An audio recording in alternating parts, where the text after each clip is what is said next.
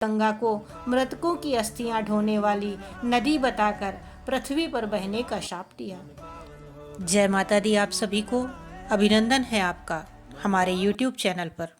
सनातन संस्कृति की बातों के मध्य आज हम जानेंगे, गंगा दशहरा निकल चुका है, लेकिन गंगा जी को लेकर कुछ बातें अभी भी बाकी हैं। आइए जानते हैं गंगा जी कहाँ से और कैसे आई। नारद जी ने पूछा कि श्री हरि के चरण कमलों में प्रकट हुई गंगा किस प्रकार ब्रह्मा जी के कमंडल में रहीं। गंगा भगवान की प्रेयसी भी हैं। कहो ये बातें सब कैसे घटी।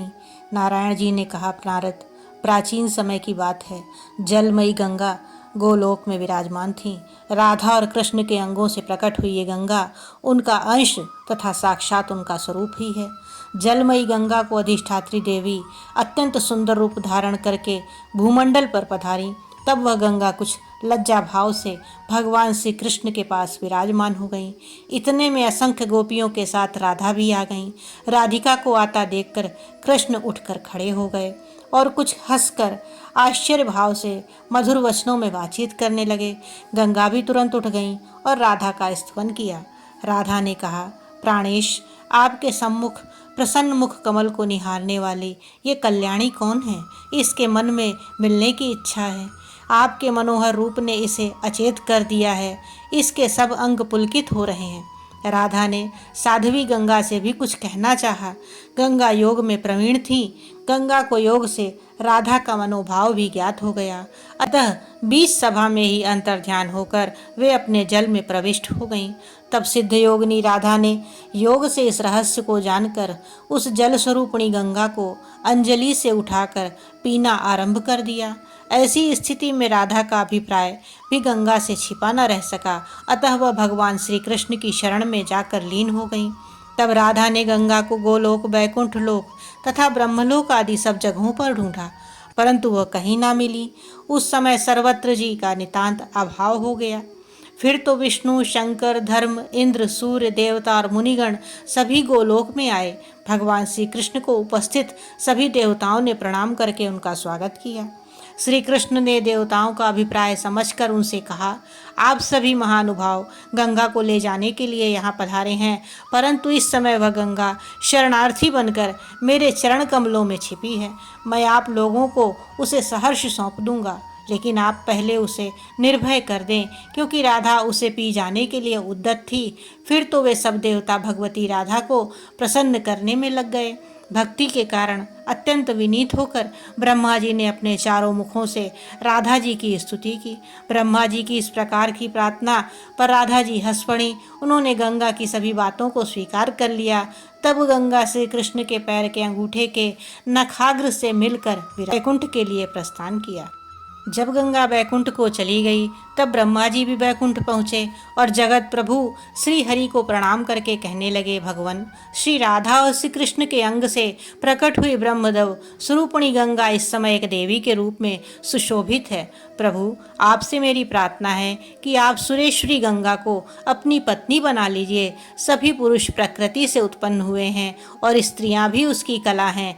केवल आप भगवान विष्णु ही प्रकृति से परे निर्गुण ब्रह्म है।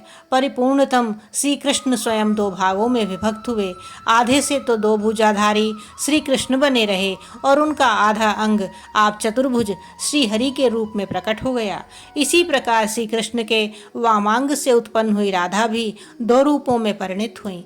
दाहिने अंश से वे स्वयं रहीं और बाएं अंश से लक्ष्मी का प्राकट्य हुआ। अतः ये गंगा आपको ही वर्ण करना चाहती है, क्योंकि आपके महाभाग ब्रह्मा ने गंगा को भगवान श्री विष्णु के पास बैठा दिया।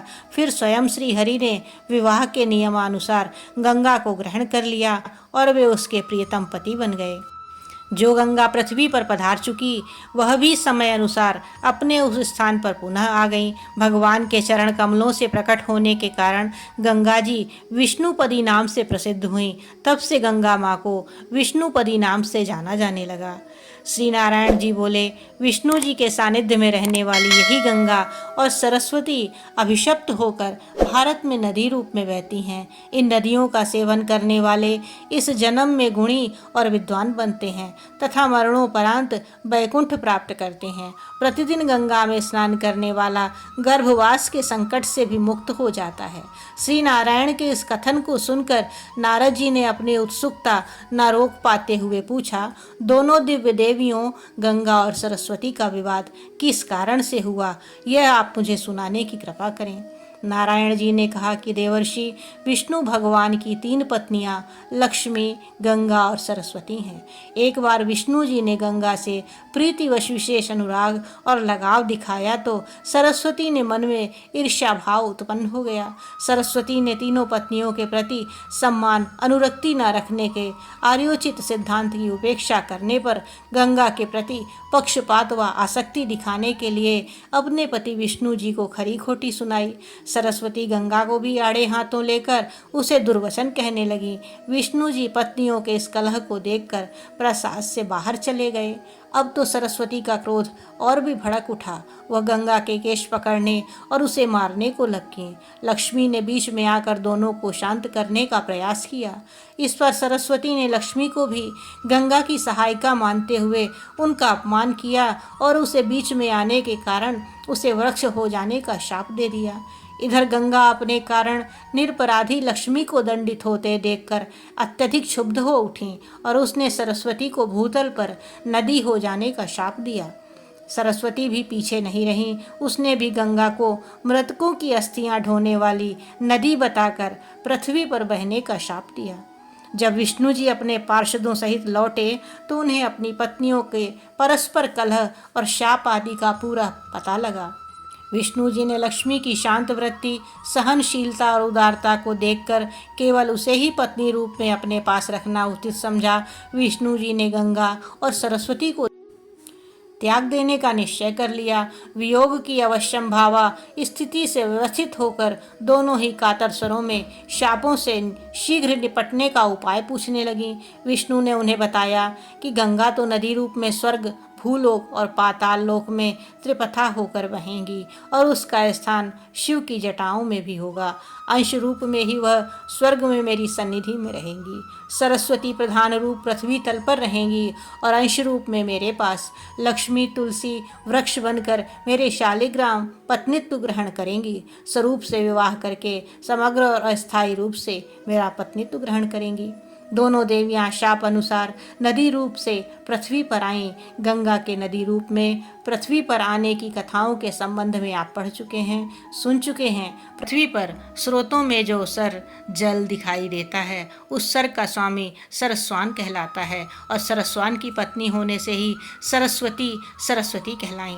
सरस्वती नदी तीर्थ रूपा है, वह भी पापियों के पाप नाश के लिए जलती अग्नि के समान है। हे वत्स, यही गंगा और सरस्वती शाप से भूलोक में नदी बनकर बहती हैं।